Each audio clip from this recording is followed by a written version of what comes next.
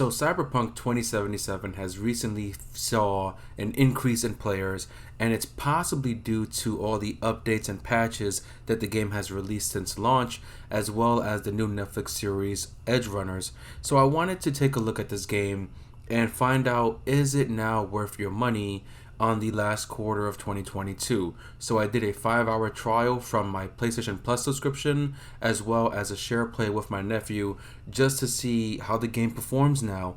And I'm not going to do a full-on analysis of everything in the game, of what's been updated, just some of the basic gameplay components that is more important, and whether or not this makes the game playable. So without further ado, let's jump right into this video.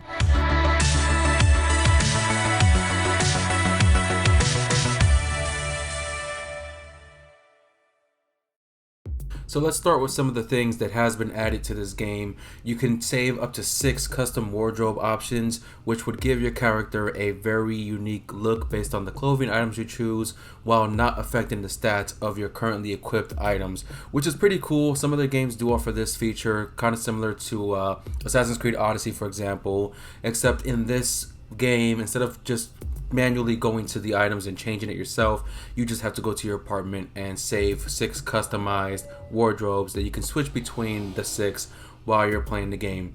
And I'm going to talk more later on about this feature in terms of what it's missing, because that is going to be saved for later on in the video. But a couple of new things that they did add to this game, which I think is really cool features, and finally it's a good thing that it's here, is you can now buy apartments in the game. In my first playthrough, I only had 2 apartments, the one that they give you at the start, and then the one that I got from romancing Judy throughout the story. And I think this was a feature initially announced way back in the day, and it finally came out to being part of this game, which is pretty cool. Now, another cool thing that they added here is character customization. When you go to your mirror, you can change your character's looks, but it's not similar to what we see in Saints Row, where you can completely change your character from the ground up. Once again, it's more so of just changing your hairstyle and your hair color, and maybe some piercing options. You can't change your character's gender after you created the character in the beginning of the game. Can't really change other aspects of their body, more so just a cosmetic look, which is both a negative and a positive thing. It's cool that we have this feature added to the game, but I also would have liked something similar to Saints Row, where you could just completely rechange your character if you wanted to. I know my character from the first playthrough looks pretty awful, and I can't even change her face, so I had to make a brand new character. And I'm also going to talk a bit more later on about the end game and how trying to start my file from there was a problem, so I'll get into that in a bit when I talk about the negatives of this game so far. But on top of that, you do have somewhat of an improvement in terms of performance. The game still has a couple of bugs, not super major game crushing bugs, just a couple of funny things that would happen. Performance is not horrible, it's much better.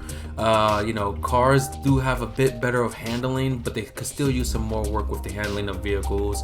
NPCs are more responsive now. They won't just sit there out of fear. They'll actually run away when you do cause some kind of crime or something. So things like that has been improved, does make the game a lot better. With the visuals, the game doesn't look that much different to me from the last gen. It just has like the ray tracing, and a couple of things might look a little bit better, a little bit shinier, but other character models at the same time might look really horrible or really fuzzy. So there is still some work to be done for this game, but it's not like it was at release. It's definitely a much better experience. There are a bunch of new quests that they added, a bunch of new DLC that was included with these updates, and I haven't tried any of them as of yet, but I have seen some videos on YouTube where people were using certain character builds based off the characters from the Netflix series. So that's pretty interesting that players are kind of bridging the gap between the anime and the game, and just doing things that they wanted to do, and just using these character builds based off the anime. So that's pretty cool in my opinion, if you ask me. Now, a few more things to talk about. I don't know if this is a bug or a feature, but when I summon vehicles, my previous vehicle doesn't like disappear. It stays on the map somewhere, and it's kind of weird that I could just go back to another spot where my vehicle was previously and pick up that old vehicle. I would think by summoning a new one would make that old one disappear, but it doesn't.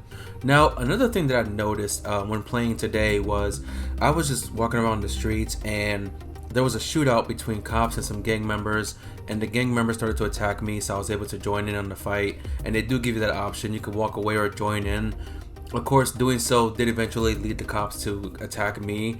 And this is one of the things that supposedly they made changes to, that the police system would be much more advanced compared to what it was originally, where cops won't just spawn on your location automatically. They would actually spawn nearby to then converge onto your location.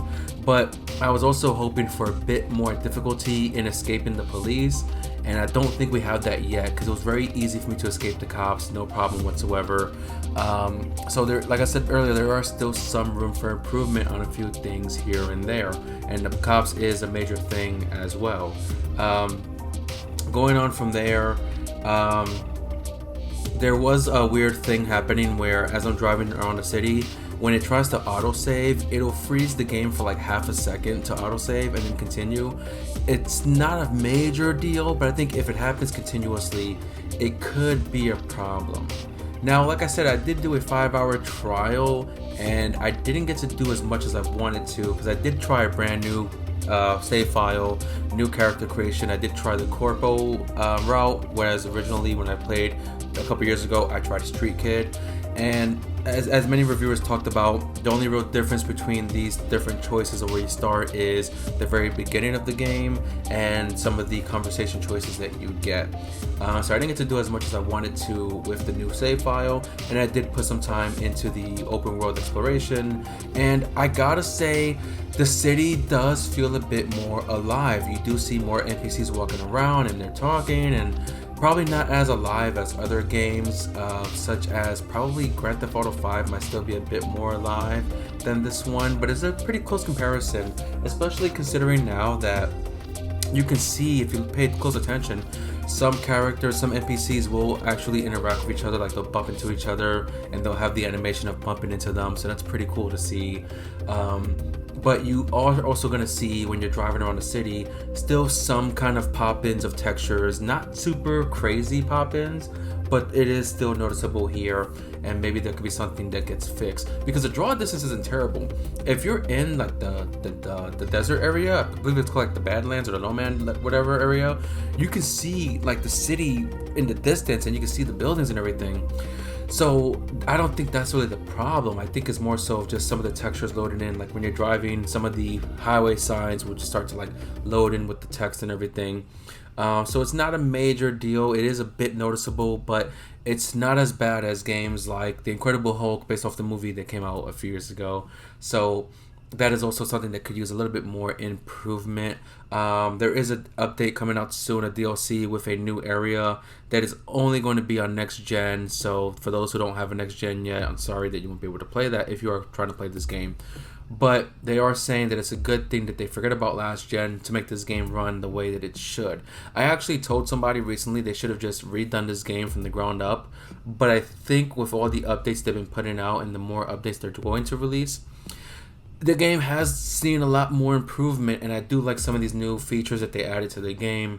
I do like the idea of being able to buy apartments that you can have around the city, being able to save customized wardrobes, being able to, of course, buy more vehicles that you can use. And that's one of the things I missed about this game from when I last played it at release. Some of these cars are like really cool, like car creations, car models. They're really cool. I think they're really awesome, and I want to see this game or something like this game do well. In terms of some of the stuff that was also initially announced from the beginning that never got made it to the game, you will see a bit more transport units in the sky flying around, but of course you still, for the most part, cannot access those transport units as far as I know.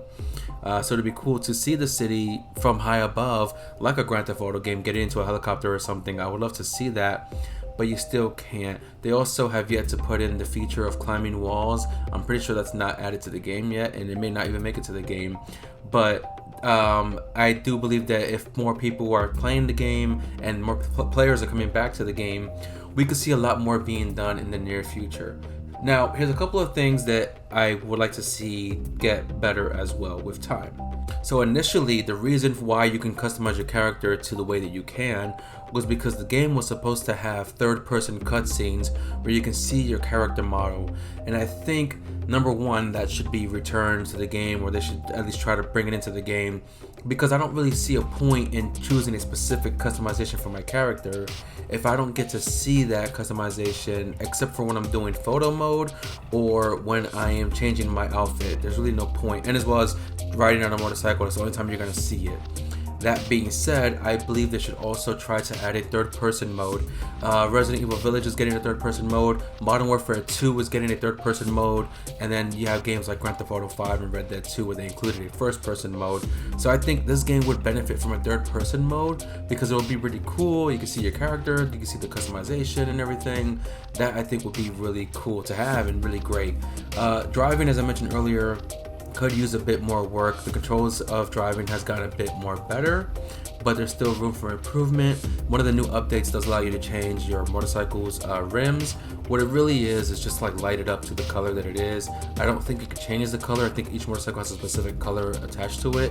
That would be something that I would like to see added to the game. I do think that while some of these cars are really cool, I don't recall any kind of customization option for these vehicles, changing performance, changing the body kit.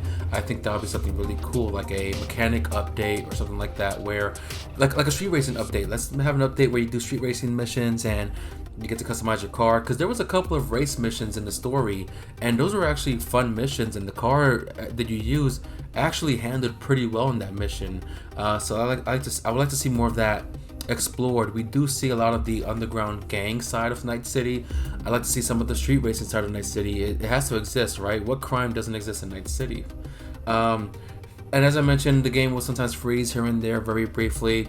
You do get a couple of those wonky, funny things that would happen, like your car will hit a wall and it will just bounce around, or you might have like a minor glitch. I had one glitch where I loaded a previous save file and it had me in this like very blurry room and I couldn't do anything. I just had to like reload another save file. So you will see that happen as well. So the whole point of this video really was to talk about, is this game worth your money? And I gotta say, honestly, I never thought I would say this, but yeah, for a couple of reasons. The first reason being, they have been putting the work into it. I used to shit on CD Projekt Red from this game about how bad it was and how lazy they were and how terrible they were at making this game, but it seems like they are doing their part. Very similar to No Man's Sky. It was a poor launch, but it's gotten enough updates to be able to make the game playable and actually work. The difference here, however, is No Man's Sky is pretty boring from when I played, but this one does have its fun. You will see a lot of crazy shit in this game, you know, from all the action and the shooting and the nudity and everything in the game. You will see a lot of crazy shit, and I think that's what makes it worth playing with all these updates that they've made to the game. But also, the game for the next week or so is currently on sale. Now, there is a $5 difference between the PlayStation 5 version and the Series S and X version. The Series S and X version is $30, whereas the PlayStation 5 version is $25. And the game normally is $50 to $60 full price, and I think for $25, you are going to have a really great time for the most part with this game. When I played the game at release and I loaded up my save file yesterday, I had about 51 hours in that save file. And so you are going to get a lot of playtime out of this game for $25, which is not bad. You are going to get a lot of crazy shit. You're going to get a pretty interesting story. One of the new additions to the add-ons was like a new photo mode features for Johnny Silverhand, so if you wanted to do that, but those are only specific when you're playing as Johnny Silverhand. So they're not going to be like, oh, open photo mode, you can just use that to its, you know, you can't just open photo mode and use Johnny Silverhand. It's only for those specific missions. But speaking of photo mode, which I should make a video about all my captures. I make a lot of pictures with photo mode from all the games that offer it. I would sometimes take longer to beat games because I'm spending so much time with the photo mode. Cyberpunk back in the day did had a pretty decent photo mode. I don't think many changes was made to it for this one, with the exception of now you can add a cat to your photo mode, but The photo mode was already good. I did love the idea that you can choose the pose and the expression that your character is making. Very similar to Horizon Zero Dawn as well. Has a really great photo mode where you can change your character's pose and their facial expressions. So that is pretty cool. I do think they have a pretty solid photo mode. I just wish that this game did a little bit more as well in terms of what vehicles we have access to. I think we should get access to some aerial vehicles. That'll be pretty cool. Supposedly, there were some people who actually thought this was going to be a game to rival Grand Theft Auto in terms of a futuristic setting, because it's not as much as an RPG as it was supposed to be, like The Witcher is, for example. And we already know Saints Row is no longer going to rival Grand Theft Auto, because Saints Row has been a disaster since the last game and even the last couple before that, which does include Agents of Mayhem. So I think for 25 to 30 bucks, this game is worth your money. It is on sale for the next week or so. And I think maybe an addition of co-op would be pretty cool if it is done properly. If not, that's okay. This game doesn't really need co-op as far as I'm concerned. I just think that a third-person mode would be great. I would love a third-person mode. That would be freaking awesome. And maybe some more additions to your character customization. Let me change my character completely after I created it. But I will say, from the beginning character customization, the character creation at the beginning, when I started my new profile, it was a lot better. Character models do look better. My character from the previous save file looks awful, as I mentioned before, and creating this one, she just looks amazing. So I do appreciate that the small details added to the character designs, character models. It does look better. You will see a much better creation that you would make for your character, and that's pretty damn cool. So I gotta say, yes, this game is honestly worth your time. $25, $30. All these updates. There's nothing else I can really say about it. You're gonna have fun, and that's gonna be my video for today. So I hope you guys enjoyed this video. Hope you are already playing the game. Let me know how Edge Runners is. I did start Edge Runners. I am trying to get through it. I don't know how I feel about it right now, but I hope you guys enjoyed it, and I will see you guys on the next one.